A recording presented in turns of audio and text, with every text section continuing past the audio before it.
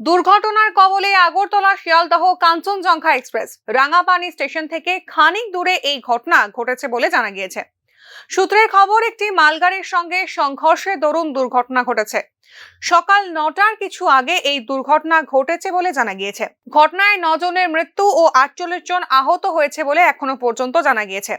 দুর্ঘটনাটি ঘটার সঙ্গে সঙ্গে উদ্ধার কার্যে হাত লাগান স্থানীয়রা। ঘটনাস্থলে পৌঁছয় রেলের একটি টিম। सवेरे सवेरे जैसे दुर्घटना घटी, इमीडिएटली मेरे पास खबर मिला है कि ऐसा ऐसा दुर्घटना, भयानक दुर्घटना मैं बताऊं, जो अगरतला से कांचनजंगा एक्सप्रेस जो जाता है उसमें न्यू जलपाईगुड़ी के पास एक जो मालगाड़ी है, मतलब गुड ट्रेन, उसके साथ बहुत भयानक दुर्घटना घटी। तो उसमें मेरा पास जो अभी तक खबर है, 4 बोगी उसमें पूरा डिरेल हो गया। और अभी तक बहुत जगह से बहुत खबर आ रहा है, कोई कह रहा है इतना लोग अभी मर गया वहां पर। রেলের তরফে কোনো আনুষ্ঠানিক বিবৃতি দেওয়া হয়নি এখনো পর্যন্ত। এক্স হ্যান্ডেলের রেল দুর্ঘটনা নিয়ে উদ্বেগ প্রকাশ করেছেন পশ্চিমবঙ্গের মুখ্যমন্ত্রী মমতা বন্দ্যোপাধ্যায়। তিনি লিখেছেন, ফাঁসি দেওয়া এলাকায় কাঞ্চনজঙ্ঘা এক্সপ্রেসের দুর্ঘটনার কথা জানতে পেরে তিনি স্তম্ভিত। তবে এদিন বিকেলবেলা তিনি উত্তরবঙ্গে পৌঁছন এবং ঘটনায় রেলের বিরুদ্ধে ক্ষোভ প্রকাশ করেন। Rail have become totally parentless. Only you can see railway at the time of inauguration. So many talking points and so many beautification of words, and just like it's a fashion, but they don't take care about the passenger amenity. I'm sorry, I worked as a railway worker, so I know the things. Even they are not taking care for the railway officials, railway engineers, railway technical staff, safety security officials, and the workers also. They are also in problem. Their old pension is been withdrawn. Whatever I have seen through the newspaper. But totally, I am totally with the railway employees and railway officials. They are trying their best, but this government. জানা গিয়েছে, কাঞ্চনজঙ্ঘা এক্সপ্রেসকে ধাক্কা দিয়েছে একটি মালগাড়ি। ঘটনাস্থলে গিয়েছেন জেলা শাসক, SP, চিকিৎসক, অ্যাম্বুলেন্স, বিপর্যয় মোকাবিলা বাহিনী, চিকিৎসকরা সেখানে পৌঁছেছেন। উদ্ধার কার্যে এবং আহতদের চিকিৎসা ব্যবস্থাও করা হয়েছে। দুর্ঘটনার যে ছবি সামনে এসেছে সেখানে দেখা যাচ্ছে ট্রেনের 5টি কামরা মূলত ক্ষতিগ্রস্ত হয়েছিল, যার মধ্যে 3টি বগি ছিটকে দুপাশে পড়ে যায় এবং বাকি 2টি কামরা কার্যত দুমড়ে মুচড়ে যায়। তার মধ্যে একটি কামরা মালগাড়ির উপরের দিকে ওঠা অবস্থায় দেখা গিয়েছে।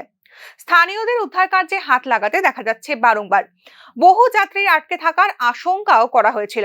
সকলকে দ্রুত উদ্ধার করে চিকিৎসা ব্যবস্থা করা হয়েছে।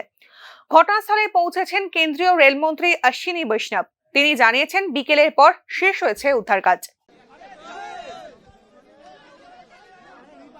अभी हमारा सारा फोकस है, रेस्क्यू ऑपरेशन कंप्लीट हुआ है, अभी रेस्टोरेशन पे पूरा फोकस है। ये मेन लाइन है और किसी भी तरीके से ये पॉलिटिक्स का समय नहीं है।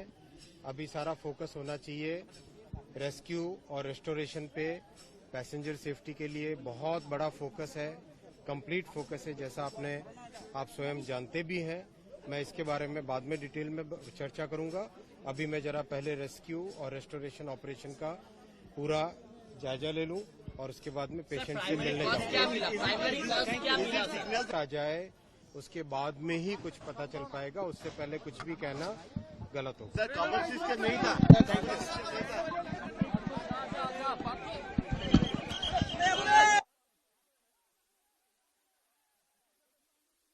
এই দুর্ঘটনার জন্য শিয়ালদহতেও হেল্প ডেস্ক চালু করা হয়েছে। যে লাইনটিতে এই দুর্ঘটনাটি ঘটেছে তা কলকাতা থেকে শিলিগুড়ির সঙ্গে যোগাযোগের অন্যতম লাইন। ফলে দূরপাল্লার ট্রেন চলাচল বন্ধ থাকবে আজ সাময়িকভাবে। নিউজ নাওয়ের তরফে আমরা কথা বলে নিয়েছিলাম দুর্ঘটনাগ্রস্ত কাঞ্চনজঙ্ঘা এক্সপ্রেসে থাকা রাজ্যের প্রবীণ সাংবাদিক কমল চৌধুরীর সঙ্গে।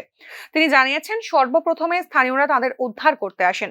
পাশেই একটি মসজিদ ছিল, সেখান থেকে মুসলমান সম্প্রদায়ের বহু মানুষ তাদের সাহায্য করতে ছুটে আসেন।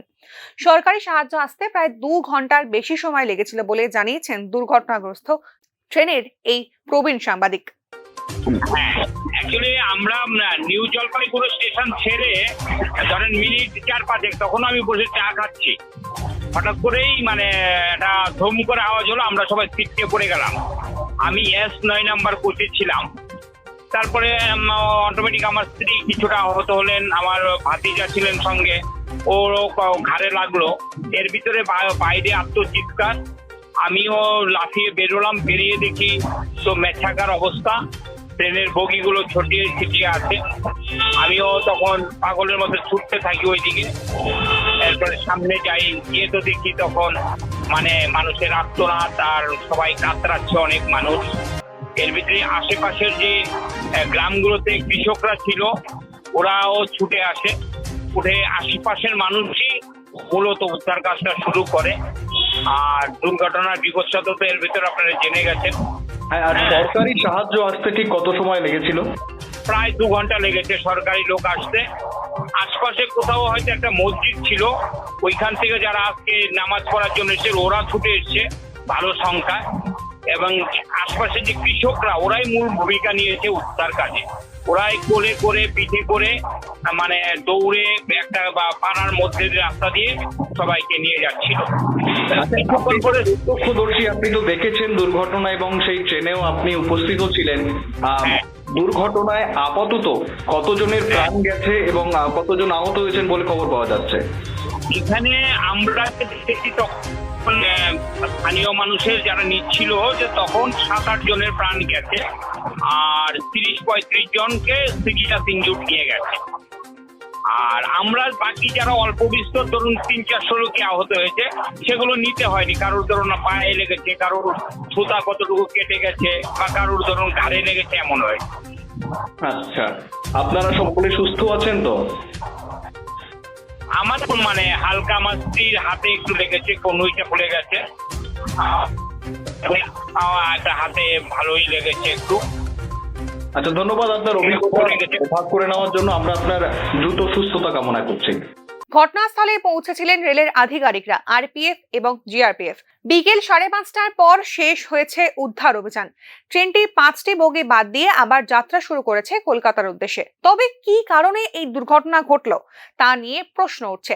সিগন্যালিং ব্যবস্থার ত্রুটির কারণেই কি এই দুর্ঘটনা? কিভাবে একই লাইনে কাঞ্চনজঙ্ঘা এক্সপ্রেস এবং মালগাড়িটি এলো তা নিয়ে প্রশ্ন উঠছে। উল্টো দিকে পশ্চিমবঙ্গের মুখ্যমন্ত্রী মমতা বন্দ্যোপাধ্যায় দোষছেন রেলকে এই দুর্ঘটনার জন্য।